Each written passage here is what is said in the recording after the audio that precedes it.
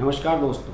कांग्रेस में नीचे से लेकर ऊपर तक कलह की स्थिति है। कहीं भी कुछ भी ठीक नहीं चल रहा है। हाल ही में नवजोत सिंह सिद्धू और कैप्टन अमरिंदर के बीच पंजाब में जो कुछ हुआ वो आप जानते ही हैं।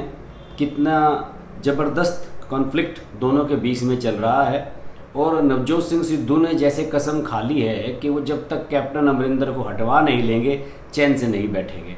दूसरी ओर कैप्टन अमरिंदर ने ये कसम खा ली है कि जब तक नवजोत सिंह सिद्धू को पार्टी से निकलवा नहीं देंगे तब तक वो चैन से नहीं बैठेंगे।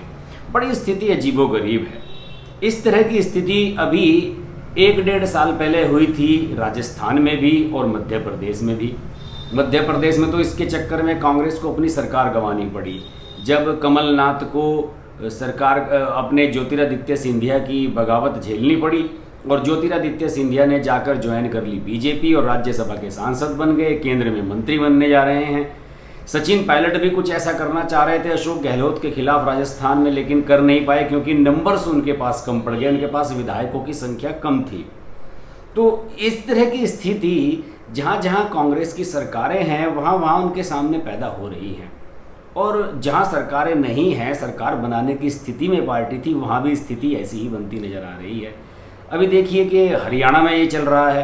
हरियाणा में जब 2.5 साल पहले 3 साल पहले चुनाव हुए थे विधानसभा के, और उस समय भूपेंद्र सिंह हुड्डा को कमान सौंपी गई थी कि साहब आप टिकटों को फाइनल कीजिए, तो 31 विधायक जीत कर आए थे और सरकार बनाने की स्थिति में पहुंच गई थी एक तरीके से कांग्रेस। लेकिन बीजेपी ने साथ मिला लिया जननायक जनता पार्टी के दुष्यंत चौटाला को और सरकार अपनी बना ली।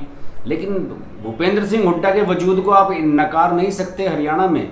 उस समय वो वहाँ के जो प्रदेश अध्यक्ष थे अशोक तंवर, उनके खिलाफ खूब राजनीति हुई थी।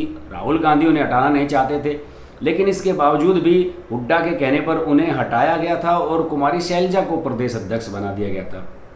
अब कुमारी शैलजा के साथ भी उनकी अदावत चल रही है। शैलजा को बिल्कुल पसंद नहीं करते हैं भूपेंद्र सिंह हुड्डा। और अभी हाल ही में पार्टी के जो प्रभारी हैं विवेक बंसल, वो हरियाणा के विधायकों से मिलने के लिए गए थे। तो बताया जाता है कि 31 में से 19 विधायकों ने ये कहा कि भाई साहब कमान शैलजा के हाथ से हटाकर सौंप दीजिए भूपेंद्र सिंह हुड्डा को, अगर हरियाणा में कांग्रेस को बचाना है तो। क्योंकि ओम प्रकाश चौटाला जेल से बाहर आ चुके हैं और वो अपनी इंडियन नेशनल लोकदल को फिर से मजबूत करने का काम करेंगे, और चौटाला का बड़ा रुतबा रोब रुबाब है हरियाणा में।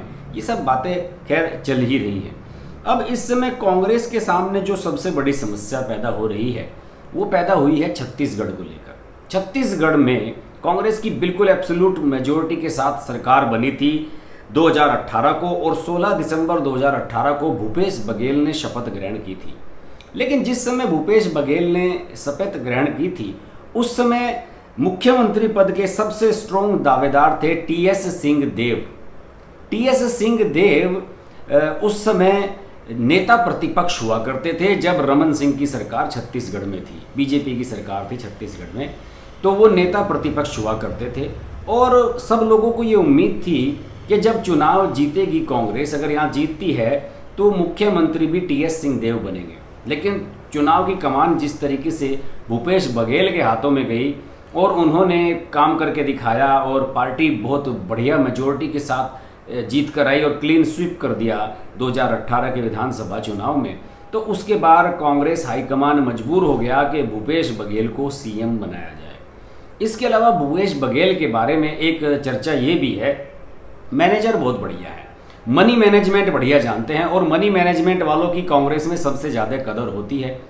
कमलनाथ क्यों सीएम बनाए गए थे? इसलिए कि मनी मैनेजमेंट जानते थे, नीचे से ऊपर तक सबको कैसे खुश रखना है, पार्टी के फंड में चंदा किस तरीके से डालना है, ये सारी चीज़ें कमलनाथ बहुत बढ़िया तरीके से जानते थे। और इसीलिए सोनिया गांधी ने ज्योतिरादित्य सिंधिया को नौसिखिया और युवा मानते हुए ये कह दिया था कि भाई अभी ज्योतिरादित्य सिंधिया को कमान नहीं सौंपते, मध्य प्रदेश में बड़ी मुश्किल से सरकार बनी है, इसलिए कुछ खा कमाने ले दो और कमलनाथ को सीएम बना देगा। जबकि राहुल गांधी बिल्कुल नहीं चाहते थे कि कमलनाथ सीएम बनाए जाएं।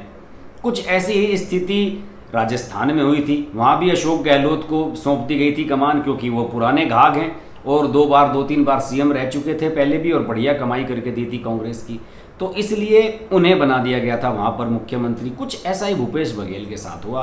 भूपेश बघेल बढ़िया मैनेजर हैं, बढ़िया पैसा कमाना जानते हैं। और देखिए अभी हाल ही में जब असम, पश्चिम बंगाल ये सब चुनाव हुए थे तो असम का प्रभारी बनाया गया था उन्हें, और उन्होंने बढ़िया मैनेजमेंट किया था और कांग्रेस की वहाँ काफ़ी सीटें बढ़िया निकल कर आई हैं और कांग्रेस मजबूत स्थिति में नजर आई इस बार असम में।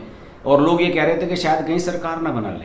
तो भूपेश बघेल ने गांधी नेहरू परिवार को बहुत बढ़िया तरीके से मैनेज किया है। उन्होंने राजीव गांधी के नाम से किसान कल्याण योजना शुरू की और उसे बढ़िया तरीके से एग्जीक्यूट किया जा रहा है। अखबारों में बड़े बड़े विज्ञापन वो छपवा देते हैं। तो सोनिया गांधी, राहुल गांधी, प्रियंका गांधी भी दिल्ली में बैठे बैठे खुश हो जाते हैं कि हाँ, भूपेश बघेल हमारी सरकार को बढ़िया तरीके से चला रहे हैं। तो इसी वजह से भूपेश सिंह बघेल सीएम बने थे, गांधी नेहरू परिवार का मन जीतने में सफल रहे। लेकिन टीएस सिंहदेव को कह दिया गया कि भाई आपको भी एक मलाईदार डिपार्टमेंट देते हैं, उन्हें स्वास्थ्य मंत्री बना दिया गया था। लेकिन अब टीएस सिंहदेव और भूपेश बघेल के बीच में झगड़ा हो गया है।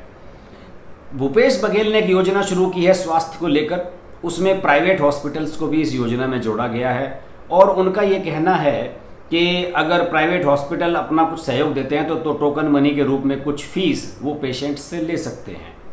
और इसी बात को लेकर टीएस सिंहदेव ने ऐतराज़ जताया। उन्होंने कहा कि मैं स्वास्थ्य मंत्री हूँ और स्वास्थ्य फ्री देना सरकार की जिम्मेदारी है, और उसके बावजूद भी भूपेश बघेल ने ऐसा डिसीजन कैसे ले लिया मेरी बिना किसी सहमति के। कोरोना काल में तमाम ऐसी व्यवस्थाएं हैं ग्रामीण इलाकों में जिन्हें लेकर टीएस सिंहदेव ने अपनी ही सरकार की आलोचना कर दी है। टीएस सिंहदेव को बताया जाता है कि यह आश्वासन दिया गया था कि 2.5 साल के बाद आपको चीफ मिनिस्टर बनाया जाएगा। ये इस तरह के बयान हालांकि रिटर्न में नहीं दिए जाते, लेकिन कहा जाता है कि ये तय हुआ था कि 50-50 का फार्मूला रहेगा। 2.5 साल भूपेश बघेल रह लेंगे सीएम, 2.5 साल टीएस सिंहदेव रह लेंगे। और वो 2.5 साल की अवधि 17 जून 2021 को पूरी हो चुकी है, लेकिन टीएस सिंहदेव को कोई इस तरह का इंडिकेशन नहीं मिला हाईकमान की तरफ से कि जाइए आप कमान संभाल लीजिए। तो इसलिए अब टीएस सिंहदेव के मन में छटपटाहट आ रही है और उन्होंने अपनी ही सरकार की आलोचना शुरू कर दी है। जिस तरह से नवजोत सिंह सिद्धू कैप्टन अमरिंदर सरकार की आलोचना करते फिर रहे हैं, कहते हैं कि बिजली महंगी खरीदी जा रही है, लोगों के ज़्यादा बिल दिए जा रहे हैं। बताया जाता है कि नवजोत सिंह सिद्धू का 8-9 लाख रुपए का बिजली का बिल पेंडिंग पड़ा हुआ है, वो खुद नहीं भर रहे हैं अपना बिजली का बिल, इसलिए हंगामा मचा रहे हैं।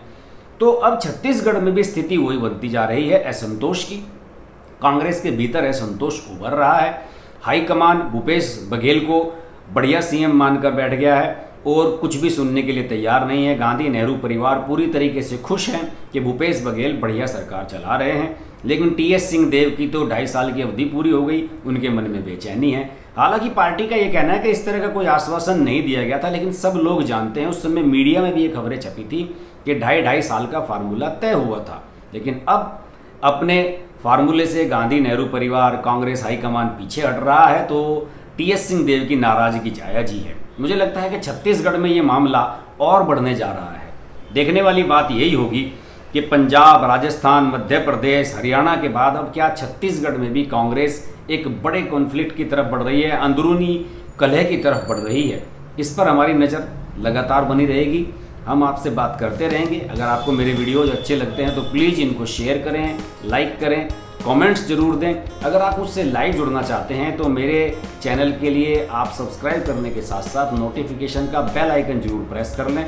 हम रात में रोज़ाना 10 बजे एक शो करते हैं जिसमें आप सभी लाइव मुझसे जुड़ सकते हैं। देखते रहिए हर्ष की बात लाइव। नमस्कार।